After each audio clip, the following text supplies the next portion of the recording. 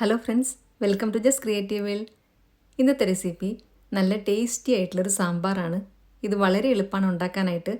നമ്മളിത് കുക്കറിനകത്താണ് ഉണ്ടാക്കുന്നത്. കുക്കറിൽ ഒരു വിസിൽ വരുമ്പോഴത്തേക്കും നമ്മളുടെ സാമ്പാർ റെഡി ആയിട്ടുണ്ടായിരിക്കും. നമ്മളിതിനകത്ത് സാമ്പാർ പൊടിയും ഇടുന്നില്ല.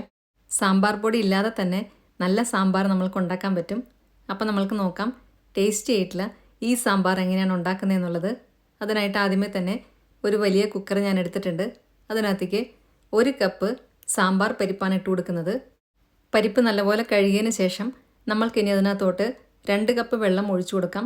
വെള്ളം ആവശ്യമാണെങ്കിൽ പിന്നീട് ഒഴിച്ചു കൊടുക്കാം. ആദ്യമേ തന്നെ സാമ്പാർ എടുത്ത കപ്പ് കൊണ്ട് 2 കപ്പ് വെള്ളം ഞാൻ ഒഴിച്ചു കൊടുക്കുന്നുണ്ട്. പരിപ്പ് തിളച്ച് പോകാതിരിക്കാൻ വേണ്ടിയിട്ട് 1 ടേബിൾ സ്പൂൺ വെളിച്ചെണ്ണ ഒഴിച്ചു കൊടുക്കുന്നുണ്ട്.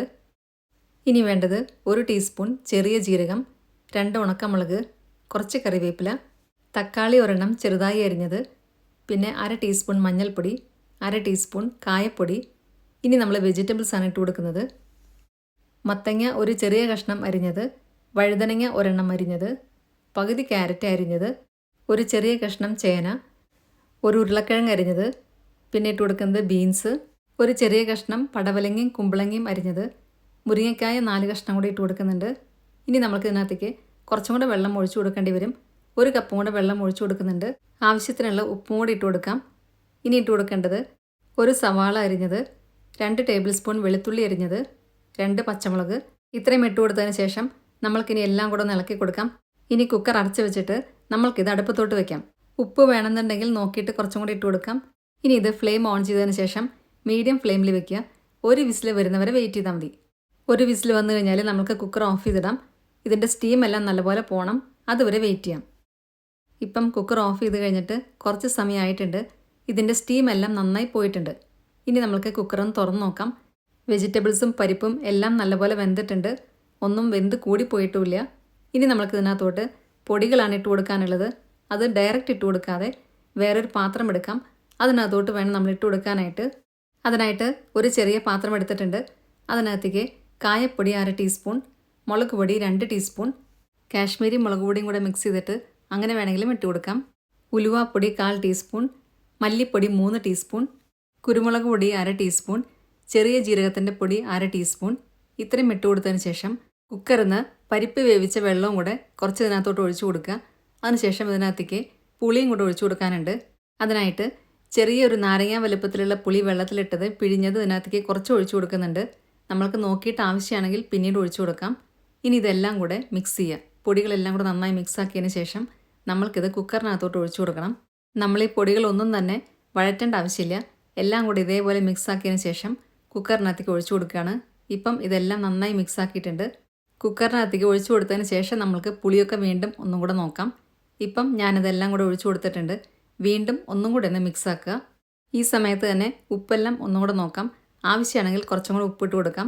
ഞാനിപ്പം ഇവിടെ ഉപ്പിട്ട് കൊടുക്കുന്നില്ല. എല്ലാം കറക്റ്റ് പാകമാണ്. നമ്മളുടെ കഷ്ണങ്ങളൊന്നും വെന്ത് കൂടിയിട്ടില്ല. ഇത് ഒന്നും കൂടെ അടുപ്പത്തോട്ട് വെച്ചതിന് ശേഷം നമ്മൾക്കിതൊന്ന് കുറച്ച് നേരം തിളപ്പിക്കണം. അതായത് ഈ പൊടികളുടെയൊക്കെ പച്ചമണം മാറാൻ വേണ്ടിയിട്ടാണ് ഒന്നും കൂടി ഒന്ന് തിളപ്പിക്കുന്നത്. ഇപ്പം ഇതിവിടെ നല്ലപോലെ തിളച്ച് വന്നിട്ടുണ്ട്.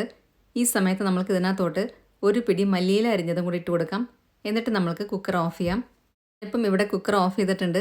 ഈ സമയത്ത് തന്നെ സാമ്പാറിൻ്റെയൊക്കെ നല്ലൊരു മണമായിരിക്കും വരുന്നത്. ഇനി നമ്മൾക്ക് ഇതിനകത്തോട്ട് താളിച്ചിടും കൂടെ വേണം. അതിനായിട്ട് ഒരു ചെറിയ പാൻ അടുപ്പത്ത് വെച്ച് അതിനകത്തേക്ക് 1 ടേബിൾ സ്പൂൺ വെളിച്ചെണ്ണ ഒഴിച്ചു കൊടുക്കുക.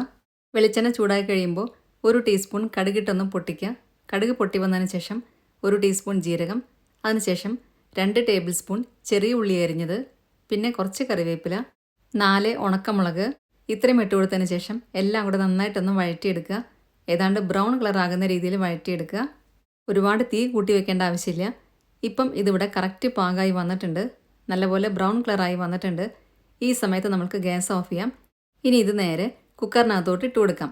ഇത്രയേ ഉള്ളൂ, നമ്മളുടെ സാമ്പാർ ഇവിടെ റെഡിയായി കഴിഞ്ഞു. ഇനി നമുക്കിത് ഉടനെ ഇളക്കേണ്ട ആവശ്യമില്ല. താളിച്ചിട്ട് കഴിഞ്ഞാൽ കുറച്ച് നേരം കറിയൊന്ന് അടച്ചു വെക്കണം. അപ്പോഴാണ് കറക്റ്റ് ടേസ്റ്റ് വരിക. ഞാനിതിവിടെ കുറച്ച് നേരം ഒന്ന് അടച്ചു വെക്കുന്നുണ്ട്.